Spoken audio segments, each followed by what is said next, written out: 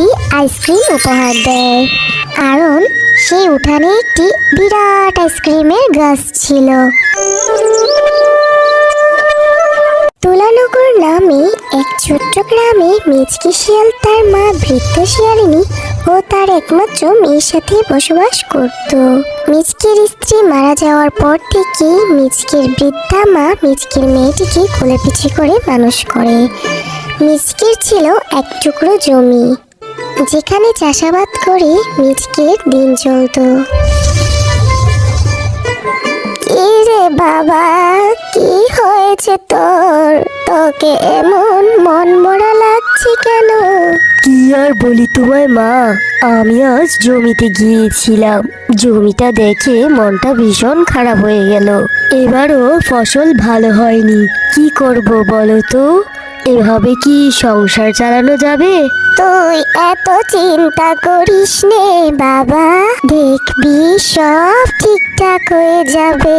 আগে তো আমাদের ওই জমিতে খুব ভালো ফসল হতো, কিন্তু এই 2-3 বার ধরে হঠাৎ কি যে হলো। তা আমার টিনা, তোর কি খবর? নানান চিন্তায় তো তোর এখন খোঁজ খবর আমি ঠিক মতো নিতে পারছি না।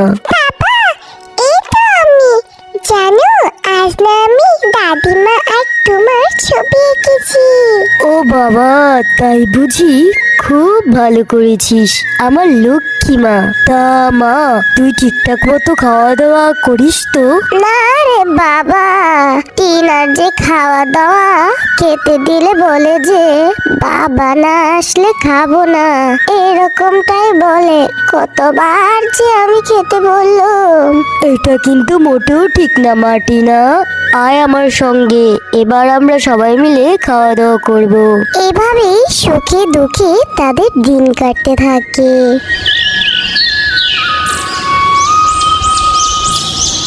মিচকের জমিতে ফসল না হওয়ায় সে বেশ চিন্তিত হচ্ছিল। সে কি করবে না করবে কিছুই যেন বুঝতে পারছিল না। কত ক্ষতি হয়ে গেল এবার। জমির প্রায় সব ফসলই নষ্ট হয়ে গেছে। এবার কিভাবে চলবো আমি? আবার কত টাকা ধার দেনা তো আছেই।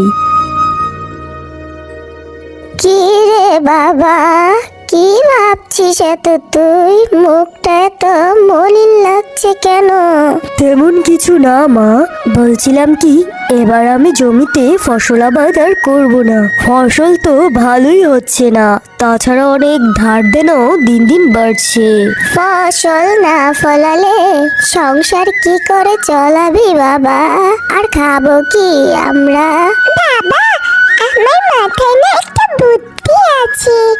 এখন তো গরমের কাল, তুমি যদি শহর থেকে আইসক্রিম কিনে এনে ভ্যানে বিক্রি করো, তাহলে তো অনেক লাভ হবে বাবা। আর বাচ্চারা তো আইসক্রিম খেতে অনেক পছন্দ করে, তাই না বলো?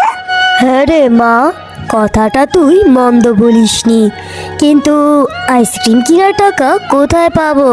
আমি বলি কি বাবা, আমাদের জমিতে তো ভালো আবাদই হচ্ছে না, তাই তুমি জমিটা বিক্রি করে শহর থেকে একটি আইসক্রিমের ভ্যান কিনে আনো আর আইসক্রিমও কিনে আনো।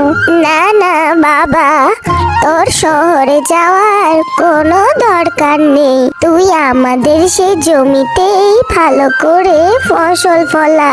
এ থেকে যা উপার্জন হবে তা দিয়েই বরং সংসারটা চালাস, একদম শহরে যাবি না। এদিকে মিচকের মা এত বারণ করা সত্ত্বেও মিচকে তার মায়ের কথা না শুনেই চলে যায় আর জমি বিক্রি করে সেই টাকা নিয়ে শহরের উদ্দেশ্যে রওনা দেয়। আর শহর থেকে একটি আইসক্রিমের ভ্যান কিনে খুশি মনে আসতে থাকে। অনেক আইসক্রিম কিনেছি, এবার আমি এগুলো নিয়ে গ্রামে বিক্রি করব। এইগুলি দেখলে টিনাও অনেক খুশি হবে। মিচকে মনে মনে এইসব কথা বলে আনন্দ সহকারে বাড়ি যেতে থাকে, কিন্তু হঠাৎই একটি গাড়ি এসে মিচকেকে ধাক্কা দেয় আর মিচকে রাস্তায় পড়ে গিয়ে মাথা এবং হাতে চোট পায়, গুরুতরভাবে আহত হয়। রাস্তায় কিছু লোক মিলে তাকে হাসপাতালে নিয়ে যায়, যার কারণে সেদিন আর মিচকে বাড়ি ফিরতে পারে না।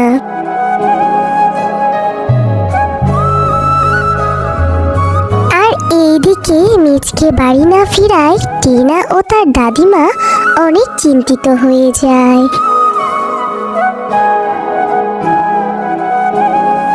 পরের দিন সকালে যখন মিচকে বাড়ি ফিরে, মিচকের মা মিচকেকে দেখে অনেক ভয় পেয়ে যায়, কারণ মিচকের মাথায় আর হাতে ব্যান্ডেজ করা ছিল। কে রে বাবা, কি হয়েছে তোর? তোর এই অবস্থা কি করে হলো? আর কালকেই বা কোথায় ছিলি তুই? এরপর মিচকি শিয়াল তার মাকে সবকিছু খুলে বলে। সব শুনে তার মা অনেক রেগে যায়। সব কিছুই হয়েছে এই মেয়ে টিনার জন্য। আমি বারবার করে তোকে বলেছিলুম তুই শহরে যাস নে, আর জমিটাও বিক্রি করিস নে। তুই তো আমার কথা না শুনে জমিটা বিক্রি করে দিলি। এখন কিভাবে চলবো আমরা? আমাদের যে সব কিছুই শেষ হয়ে গেল। তোর মেয়ের জন্যই তোর আজকে অবস্থা হয়েছে।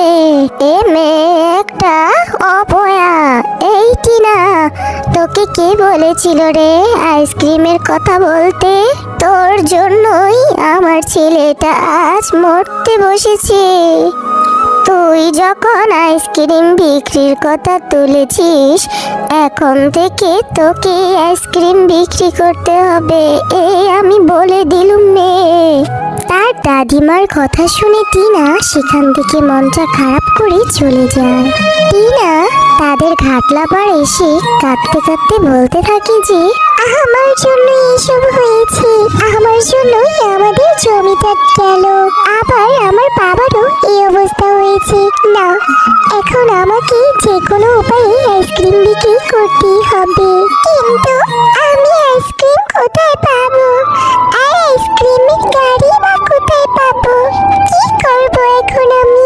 আমার মাথায় যে কিছুই খেলছে না। এসব বলে টিনা অনবরত কাঁদতেই থাকে। আর তখনই একটি পরীর আবির্ভাব ঘটে। কি হয়েছে মেয়ে, তুমি এত কাঁদছো কেন? এরপর টিনা পরীকে সবকিছু খুলে বলে।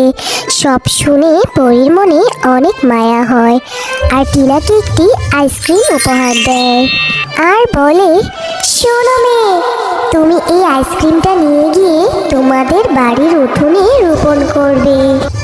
দেখবে এইটাই তোমার বিপদ থেকে উদ্ধার করবে। যাও, এখন তুমি তোমার বাড়িতে যাও। এরপর পরীর কথা মতো টিনা তার বাড়ি চলে যায় আর বাড়ির উঠানে আইসক্রিমটি রোপণ করে নেয়।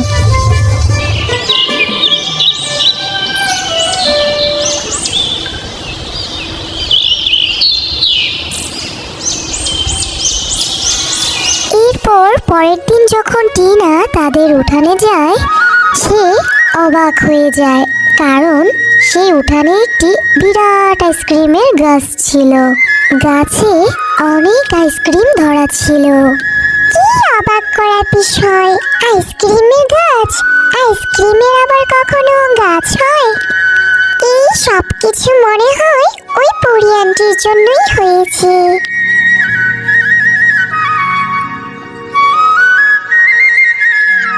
এ কি রে দিদি ভাই, আইসক্রিমের গাছ, এ আবার কেমন জিনিস? কি করে হলো এইসব? এরপর টিনা তার দাদিমাকে সবকিছু খুলে বলে।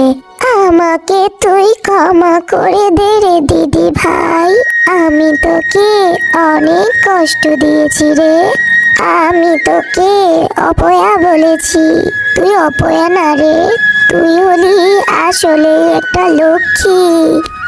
দূর দাদিমা, বাদ তো তুই সব। দেখো দেখো গাছে কত আইসক্রিম, আমরা এগুলো পেরে নিই, তারপর এগুলো বিক্রি করব।